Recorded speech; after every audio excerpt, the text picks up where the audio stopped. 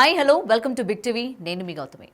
గత కొన్ని రోజులుగా భవిత అలియాస్ నాగరాణి అని పేరు చెప్పుకుంటూ ప్రతి ఒక్క మీడియా ఛానల్స్లోని ఇంటర్వ్యూస్ కూడా ఇవ్వడం జరిగింది. అయితే తను ఎందుకు ఇంటర్వ్యూస్ ఇచ్చింది, ఆ ఇంటర్వ్యూస్లో ఏం చెప్పింది అన్నది మనం ఒక్కసారి మాట్లాడుకుందాం. ఎలా మీరు చనిపోయారు? దేవుడు వస్తువు కోసమని చంపేస్తాడు.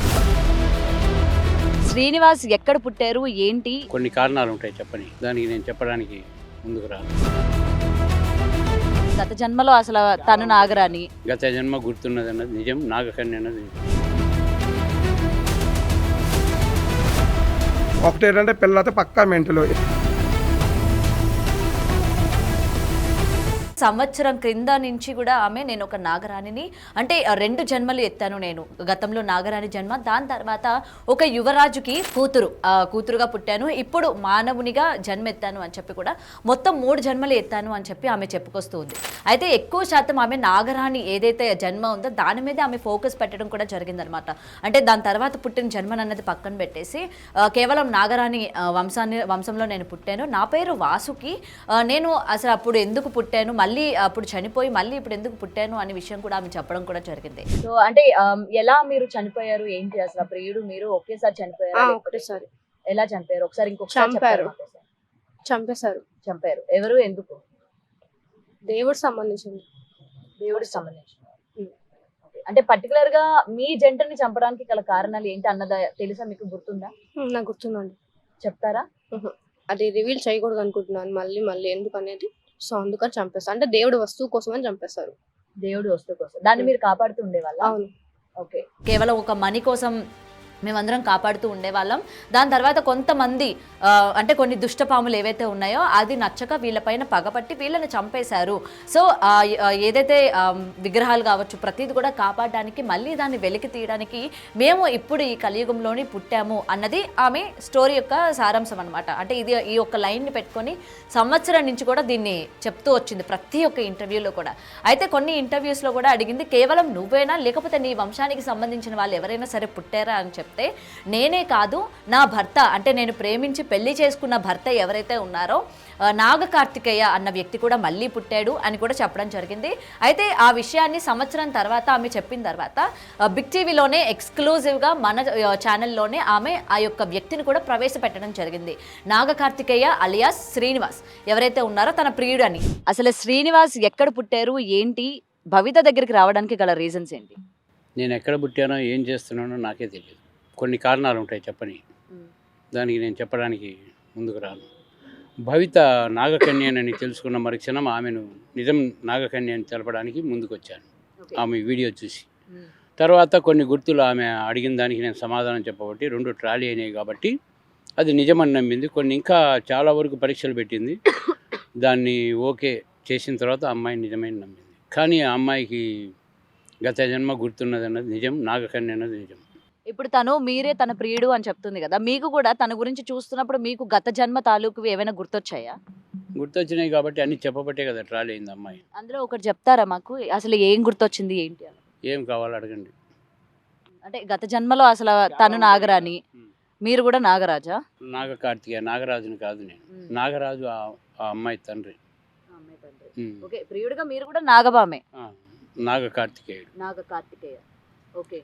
మేము ఒక కొలను ఉండేది అక్కడ, ఆ కొలంలో అంటే ఒక కోనేరు, ఆ కోనేరులో నీళ్లు తీసుకొచ్చి శివలింగానికి అభిషేకం చేసేవాళ్ళం. ఆ శివలింగమే ఆ భూమిలో ఉంది. దానికి సంబంధించిన కొన్ని దైవానికి సంబంధించిన ఒక వస్తువులు ఉన్నాయి. ఆ వస్తువులను కొల్లగొట్టడానికి కొందరు వ్యక్తులు వచ్చి చంపేసి ఆ వ్యక్తులు తీసుకోవాలనుకున్నారు వస్తువులు, కానీ ఎవరికి చేజిక్కలేదు. అవి భూస్థాపితం చేయబడాయి. ఇప్పుడు ఆ వస్తువులు అనేవి బయటికి తీసి అమ్మవారి విగ్రహాలు, ఈ శివలింగాన్ని తీసి అభిషేకం చేసి పునర్నిర్మాణం జరిపించాలని ముందుకు వచ్చాను. కొన్ని నెలల క్రితం ఎవరైతే ఈ భవిత అన్న వ్యక్తి ఎవరైతే ఉన్నారో ఆమె గుంటూరులోని ఒక నాగదేవత ఆలయంలోని పూజలు చేస్తూ ఉందన్నమాట. నేను ఇంటర్వ్యూ కోసం ఆమెని ఫోన్ కాంటాక్ట్ అవ్వడం కూడా జరిగింది. ఇట్లా మీ ఇంటర్వ్యూ కావాలండి, మీ గురించి చాలా కథలు నేను విన్నాను, మీరు జన్మలు ఎత్తారు, ఇప్పుడు అంటే గతంలో మీరు నాగరాని, ఇప్పుడు మానవ జన్మ ఎత్తారు అని చెప్పి కూడా మీరు చెప్పడం జరిగింది కదా, సో దాని గురించి డీటెయిల్డ్ నాకు కావాలి, ఇంటర్వ్యూ ఇవ్వండి అని అడిగితే, నేను గుంటూరు నాగదేవత ఆలయంలో ఉన్నాను, మీకు ఎటువంటి ఇన్ఫర్మేషన్ కావాలన్నా సరే మీరు అక్కడికి వస్తే నేను మీకు పూర్తి వివరాలు ఇస్తాను అని చెప్పిన తర్వాత నేను మా ఛానల్ నుంచి మా రిపోర్టర్ గుంటూరుకి వెళ్ళడం కూడా జరిగింది, ఆమెతో మాట్లాడడం కూడా జరిగింది. ఇక్కడ ఒక ట్విస్ట్ ఏంటో చెప్పనా, ఇప్పుడు అంటే గత 2-3 వారాల క్రితం ఎవరైతే తన ప్రియుడు అలియాస్ అంటే తన భర్త అని చెప్పి నాగ కార్తికేయ అని చెప్పి శ్రీనివాస్ అన్న వ్యక్తిని ప్రవేశపెట్టిందో, కొన్ని నెలల క్రితం ఆ వ్యక్తి తన గురువు. సో ప్రతి మతానికి ఆయనకు సంబంధించి పూజలు చేస్తూ ఉంటారు. అలాగే ఈమెకి సంబంధించి కూడా మా రిపోర్టర్ అక్కడ అడిగితే ఈమె వీడియోలు నేను చూడడం జరిగింది, అసలు ఏంటి అని చెప్పి కనుక్కున్న తర్వాత అవును నిజమే ఈమె మళ్ళీ జన్మెత్తింది అని చెప్పి తన చేత కొన్ని కుంకుమ పూజలు అలాగే కొంతమంది భక్తుల చేత ఆమెకి సపోర్టివ్గా కొన్ని బైట్స్ కూడా మాట్లాడడం, అంటే కొన్ని బైట్స్ కూడా వచ్చినాయి అనమాట మనకి. వాటికి సంబంధించిన వీడియోస్ కూడా నేను మీకు ప్లే చేస్తాను. అంటే ఆ శ్రీనివాస్ అప్పుడు ఎలా ఉండేవాడు, మొత్తం కాషాయ వస్త్రం ధరించి ఒక గురువుని అని చెప్పాడు. మరి ఒక గురువు అని చెప్పిన వ్యక్తి సడన్గా భర్తలాగా ఎలా చేంజ్ అయిపోయాడు అంటే, సడన్గా అతను కూడా ఒక ఏమంటారు ఒక పాముకి సంబంధించిన జాతిలాగా ఒక పాము వ్యక్తి తను కూడా నాగ కార్తికేయ అని చెప్పి ఎట్లా చేంజ్ అయిపోయారు అంటే, అప్పటికి తెలియదు భవితకి తన యొక్క భర్త అని. ఇక్కడ ఒక పాయింట్ నాకు డౌట్ వచ్చిందనమాట. అంటే ఎప్పుడైతే ఈ వ్యక్తిని ప్రవేశపెట్టిన తర్వాత నాకు డౌట్ వచ్చింది, ఇతన్ని మనం ఇంటర్వ్యూ తీసుకున్నాం కదా, అప్పుడు గురువు అన్న వ్యక్తి ఇప్పుడు లవర్ ఎలా అయ్యాడు అని చెప్పి. ముఖ్యంగా విజయనగరంలోని కాళికామాత దేవాలయాన్ని వీళ్ళు టార్గెట్ చేశారు. అయితే ఎందుకని పదే పదే ఎందుకంటే ఇంతకు ముందు వరకు ఎక్కడ కూడా విగ్రహాలు ఉన్నాయి తీయడానికి మేము పుట్టాము అని చెప్పి ఒక్కసారి చెప్పడం కూడా జరిగింది. రీసెంట్ డేస్లోని ఎక్కువ శాతం ఆ దేవాలయాన్ని టార్గెట్ చేసింది, ముఖ్యంగా విజయనగరంలో ఉన్న దేవాలయం. ఇది మనకి అందరికీ గుర్తుంటే ఈ రాముడికి సంబంధించిన ఏదైతే దేవాలయం ఉందో కొత్తగా కట్టారు, దాని బ్యాక్ సైడే కాళికాదేవి టెంపుల్ ఉంటుందన్నమాట. ఇది మొత్తం కూడా ఏంటంటే చాలా చిన్న టెంపుల్, బట్ ఏంటంటే ఇప్పటి వరకు ఎప్పుడు కూడా చూసుండరు అలాంటి టెంపుల్. ఎంట్రన్స్లోని మొత్తం కూడా కాళికామాత ఎంటర్ అవ్వడం, లోపల శివుడు, ఇలాగ చాలా విగ్రహాలతో ఉండడం కూడా జరుగుతుంది. అండ్ దానికి సంబంధించిన వ్యక్తి అశ్విన్ గారు అనమాట. అండ్ ఆ దేవాలయానికి సంబంధించిన విజువల్స్ కూడా నేను మీకు ఈ వీడియోలో యాడ్ చేస్తాను, ఆ దేవాలయం ఎలా ఉంటుంది ఏంటి అనేది.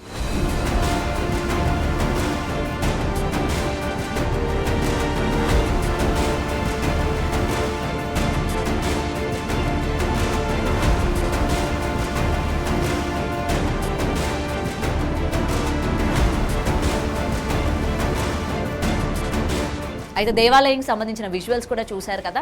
ఇప్పుడు అసలు మ్యాటర్ స్టార్ట్ అవుతుందన్నమాట. ప్రతిసారి ఈమె ఎందుకని విగ్రహాలు తీయాలి, విజయనగరం అని కూడా టార్గెట్ చేస్తుంది అని చెప్పి మేము మళ్ళీ ఇంటర్వ్యూ అడుగుదాం అనుకునేసరికి ఆమెనే అన్ని మీడియా ఛానల్స్కి పిలిపించిందనమాట. నేను ఒక ప్రెస్ మీట్ పెట్టాలనుకుంటున్నాను, మీరు అందరూ కూడా నమ్మట్లేదు కదా గత జన్మ అని చెప్పి, లేకపోతే తిను నాగరాణి అని చెప్పి మీరు ఎవరు కూడా నమ్మట్లేదు, కాబట్టి దానికి సంబంధించి విత్ ప్రూఫ్స్తోని నేను మీకు ఈ ప్రెస్ మీట్లోని ప్రవేశపెడతాను అని చెప్పిన తర్వాత అన్ని మీడియా ఛానల్స్ ఆమె దగ్గరికి వెళ్ళడం కూడా జరిగింది. సో ఈసారి ఎలా అయినా సరే తాడుపేడు తేల్చుకుందాము, మళ్ళీ దీన్ని సస్టైన్ చేయడం అనేది కరెక్ట్ కాదు. ఎందుకంటే ఈమె ఫేక్ అనే విషయం ఆల్రెడీ తెలిసిపోతుంది ఆమె మాటల్లోనే. నాగరాణి అయినప్పుడు నాగజాతికి సంబంధించి ఏ ఒక్క ప్రశ్న మా యాంకర్స్ కావచ్చు, రిపోర్టర్స్ కావచ్చు, ఎవరు అడిగినా సరే ఆమె దగ్గర సరైన ఆన్సర్ లేదు. ఆమె చెప్పేది మొత్తం కూడా ఒక్కటే, విగ్రహాలు విగ్రహాలు విగ్రహాలు. సో అందరికీ డౌట్ వచ్చింది. సో దానికి సంబంధించి అన్ని ప్రూఫ్స్ కూడా ఈరోజు మీ ముందుకైతే తీసుకురావడం జరిగింది. ఈ నాగరాణి అలియాస్ భవిత ఎవరైతే ఉన్నారో టోటల్ ఫేక్. వీళ్ళంతా కూడా అసలు నాగరాణి అది లేదు, లేకపోతే జన్మలు లేవు, పునర్జన్మలు లేవు, అసలు ఇదంతా కూడా వీళ్ళు ఆడిన నాటకం. ఇందులో మొత్తం కూడా 4 ఉన్నారు. ఒకటి యాకిరెడ్డి, ఇంకొకటి భవిత, సుభాషిణి అండ్ శ్రీనివాస్ అలియాస్ నాగ కార్తికేయ. అయితే మొత్తం ఈ కథ అంతా కూడా అంటే కథ, స్క్రీన్ ప్లే, దర్శకత్వం, ప్రొడక్షన్ అన్నీ కూడా వీళ్ళ మదర్ సుభాషిని ఇదంతా కూడా నడిపిస్తోంది. సుభాషిని వాళ్ళది కడప జిల్లా. ఈమెకు 3 ఆడపిల్లలు, ఒకళ్ళు ఇండస్ట్రీలో ఉన్నారు, ఈ 2 ఆమె భవిత, 3 ఆమె కూడా ఉన్నారు. అయితే ఇక్కడే అసలు కథ స్టార్ట్ అయిందనమాట. వీళ్ళంతా కూడా మొత్తం కూడా శిథిలావస్థలో ఉన్న దేవాలయాలు ఏవైతే ఉన్నాయో, అంటే పూజలు అందుకోకుండా, జనసంచారం లేకుండా, ఊరికి దూరంగా అలా దేవాలయాలు ఏవైతే ఉన్నాయో వీళ్ళ టార్గెట్ ఈ దేవాలయాలు అనమాట. పర్టికులర్గా దేవాలయాల్ని ఎందుకు టార్గెట్ చేశారంటే గుప్త నిధుల కోసం.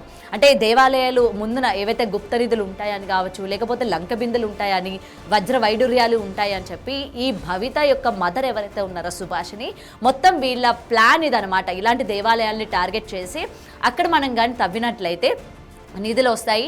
ఆ నిధులు కనుక బయటికి తీసినట్లయితే మనం షేర్లు వేసుకుందాము, వాటా పంచుకుందాము, ఇంత అని చెప్పి, అంటే తీసిన వ్యక్తి చెప్పిన వ్యక్తి ఇద్దరు కూడా మనం వేసుకుందామని చెప్పి వీళ్ళ టార్గెట్ వేసుకున్నారు.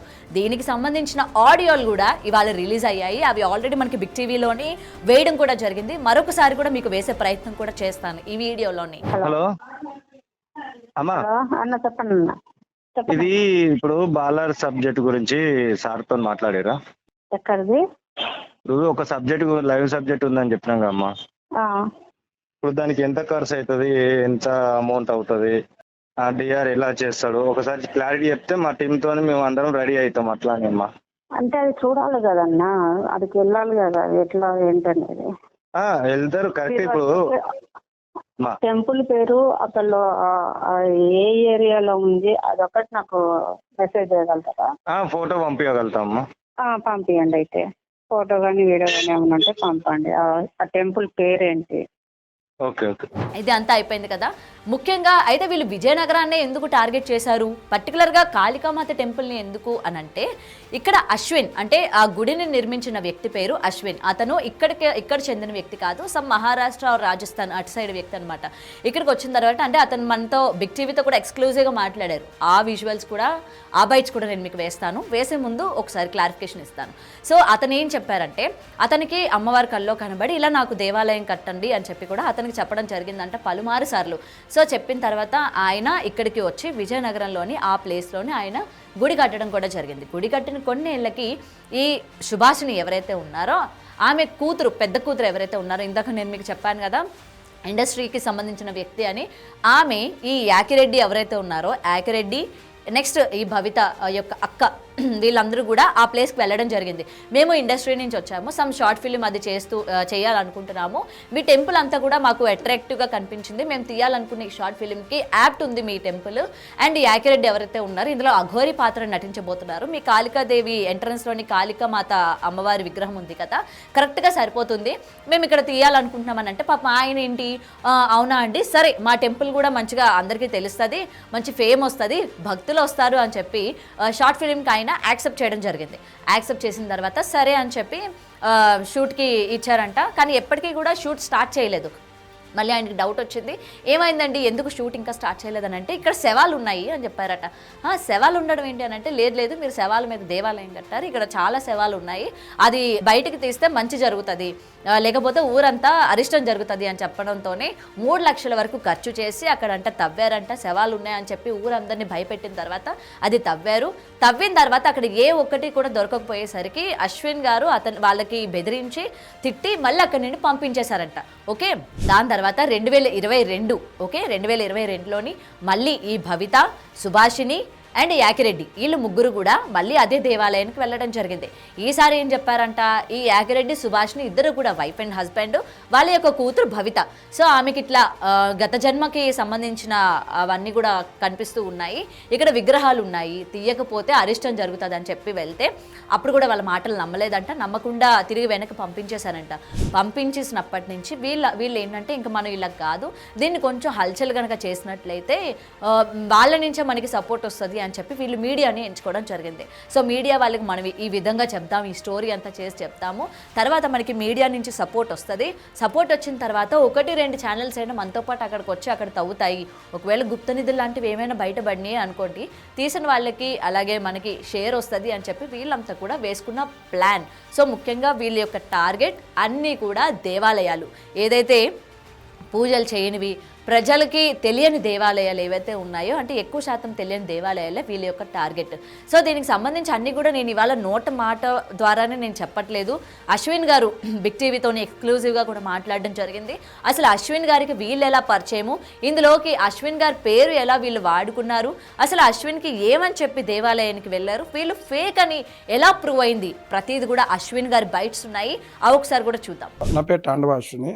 ఇది అంతా ఒక గ్రూప్, ఇది మాబేర్ ట్రస్ట్ గ్రూప్లోని గుళ్ళు కట్టుకోవడం జరిగింది.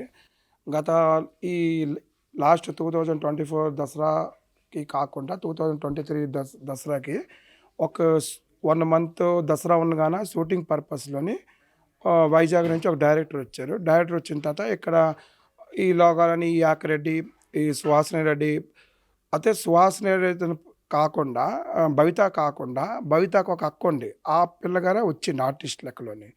సుహాసినికి మాకు తెలిసిన లెక్క ప్రకారం సుహాసినికి 3 కూతుళ్ళు, ఒక పెద్ద అమ్మాయి భవితాల అక్క ఎవరు ఉన్నారు ఆర్టిస్ట్ ఆవిడను, ఏదో ఒక మూవీ షూటింగ్లోనే ఉన్నది. ఆ షూటింగ్ పర్పస్గా వీళ్ళు ఇక్కడ వస్తారంటే, నాకు మీ గుళ్ళని అమ్మవారు ఒక సాంగ్ తీయాలంటే నేను ఓకే చేశాను.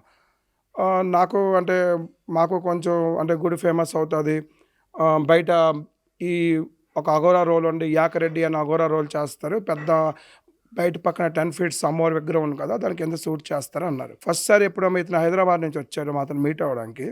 అప్పుడు ఏం చేశాడంటే తెల్లవారు వచ్చిన తర్వాత ఇక్కడ నాకు అన్ని విద్యలు వచ్చిన ఇక్కడ సంథింగ్ ఇక్కడ ఏదో ఉన్నది ఏది లేదో అన్నారు. ఏంటి ఉన్నదంటే ఇక్కడ డెడ్ బాడీలు ఉన్నాయి అన్నారు. అయితే డెడ్ బాడీలు ఉన్నాయి అంటే అదే ఎందుకు అని అడిగాం మనం. ఇలాగ పొట్టు ఉన్నది, పొట్టేమో పొట్టు తీసి మనం గుడి కట్టామని చెప్పాము. ఇక్కడ అమ్మవారి కళ్ళలోనే వచ్చి మీరు ఎలా ఇప్పుడు ఎవరైనా వస్తే అడుగుతారు కదా ఈ గుడి దేనికి కట్టారని.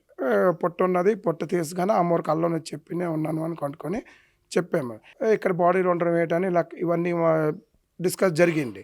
దాని తర్వాత ఈ పిల్లడు తెచ్చినాడు ఒక హైదరాబాద్ లోకల్ అంటే యాకరెడ్డికి తెచ్చిన పర్సన్లోని ఒక పర్సన్ అక్కడ హైదరాబాద్ లోకల్ పర్సన్ ఉండాలి, శ్రీకాంత్ రెడ్డి అని.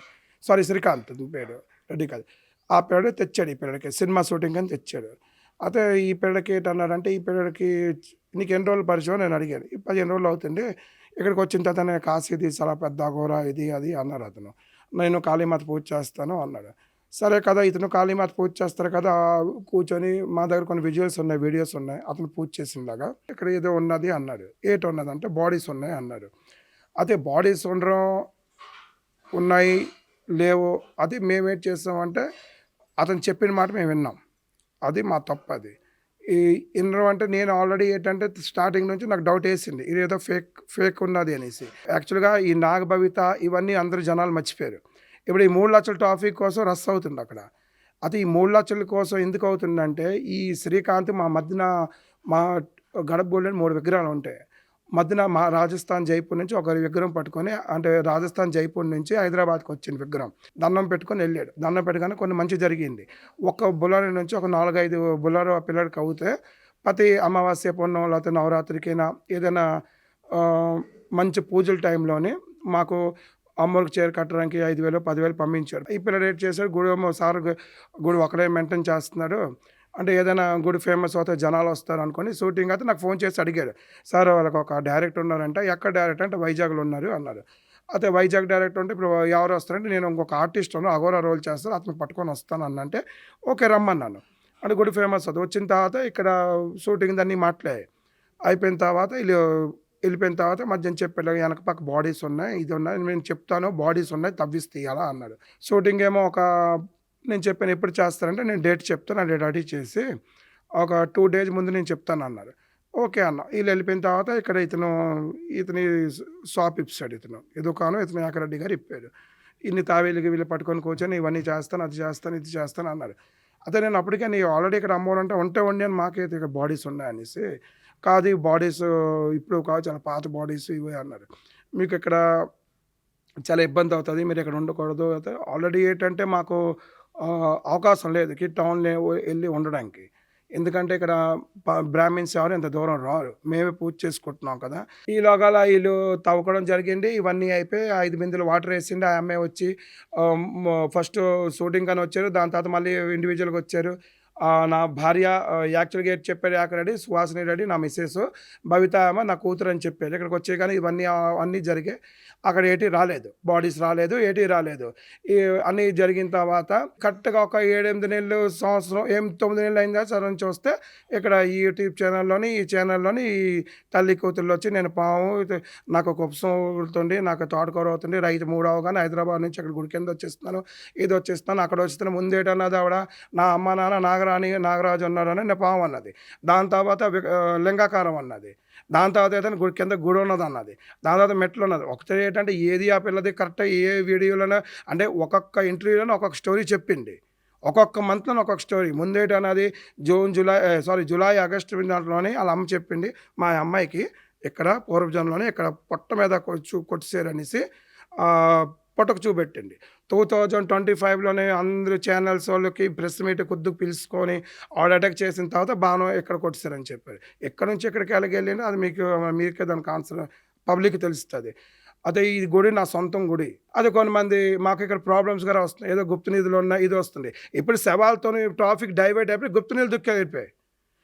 యాక్చువల్లీ శవాలు అన్నది మా అమ్మ నాన్న బాడీ ఉన్నది గడకంటే గుడి ఉన్నది అంటే ఇప్పుడు గుడి వెనక ఆ గుడి లంకబిందులో నెలకు మారిపోతాయి. గడికేమో కొంతమంది అడుగుతాం లంకబిందుల కోసం చేస్తాం. లంకబిందులు శవాలకు లంకబిందులు అంటే అక్కడ ఎలాగొస్తాయి అవి అయితే ఇక్కడ ఇవన్నీ టోటలీ ఫేక్. ఒకటేంటంటే పిల్లలైతే పక్కా మెంటలు. ఎందుకంటే దీని ముందు మీ ఛానల్సే కదా, ఒక అమ్మాయి విజయనగరం అమ్మాయి చేసినప్పుడు విజయనగరం విగ్రహాలు తీయపోతే పెళ్ళం వస్తుంది, సునామీ వస్తుంది, ఏదో పిచ్చిదనం. అవి 22 జనవరికి వాళ్ళు వచ్చారు. ఆ రోజు వాళ్ళు వచ్చింది కానీ నేను కెమెరా ఎదురుగా వాళ్ళకి అడగడం జరిగింది.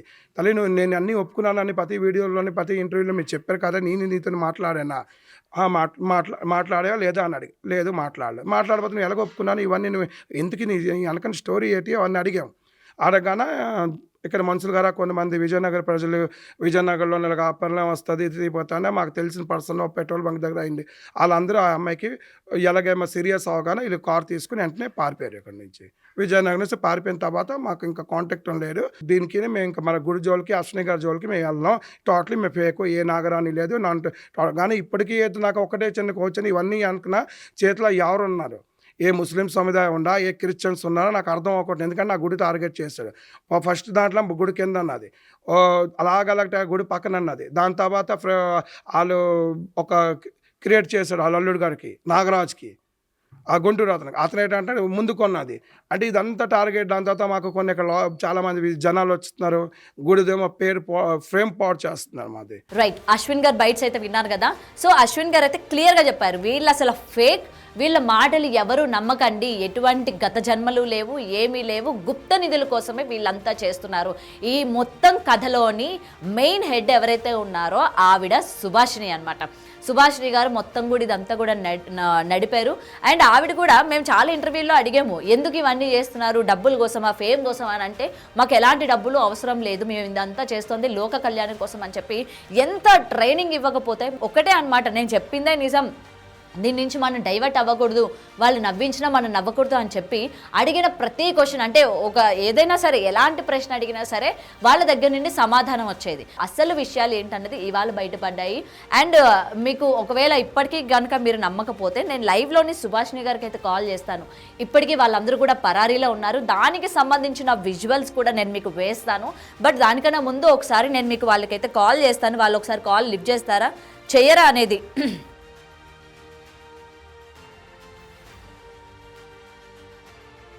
మీరు కాల్ చేస్తున్న నంబర్ స్విచ్డ్ ఆఫ్ గా ఉంది, దయచేసి తర్వాత ప్రయత్నించండి. The number you are calling is currently switched off. Please try later. చూస్తున్నారు కదా, ఈ విషయం ఎప్పుడైతే బయటికి వచ్చిందో వీళ్ళు మొత్తం కూడా ట్రాష్, వీళ్ళంతా కూడా గుప్త నిధుల కోసం ఈ ప్లాన్ అంతా కూడా పన్నారు అని తెలిసిన తర్వాత నుంచి ఆమె ఫోన్స్ అవైలబుల్గా లేవు. గత కొన్ని అంటే దాదాపు ఒక 4-5 రోజుల నుండి ఫోన్ చేస్తా ఉంటే ఫోన్ స్విచ్ ఆఫ్ వస్తుంది. అంటే అర్థం ఏంటి? సరేనండి, ఫోన్ స్విచ్ ఆఫ్ వస్తుంది కదా, పరారైపోయారని చెప్పి మీరే ఎలా డిక్లేర్ చేస్తారు అని అనుకోవచ్చు. సో వాళ్ళు పరారైపోయిన విజువల్స్ కూడా నా దగ్గర ఉన్నాయి, అవి కూడా నేను మీకు యాడ్ చేస్తాను. సో వాళ్ళు కారులోని వాళ్ళు పరారైపోయారు, కొంతమంది విజయనగరంలోనే గుర్తించారు, వాళ్ళని తిట్టారు కూడా, ఎక్కడికి వెళ్తారు ఏంటి ఆగండి మీరు అని చెప్తే చాలా స్పీడ్గా కార్ వేసుకొని వెళ్ళిపోయారు. దానికి సంబంధించిన విజువల్స్ కూడా మీకు ప్లే చేస్తాను, చూడండి. మీడియా నువ్వు విజయనగర్ దాటకూడదు, బండా పండి అరే రోడ్ గాడి అబే చల్ ఫోటో తీయను దాటపేలో హరికి పहुंचा బాలకృష్ణ పहुंचा ఎన్ని మంది పहुंచాను అక్కడ మీడియా నువ్వు విజయనగర్ దాటకూడదు, బండా పండి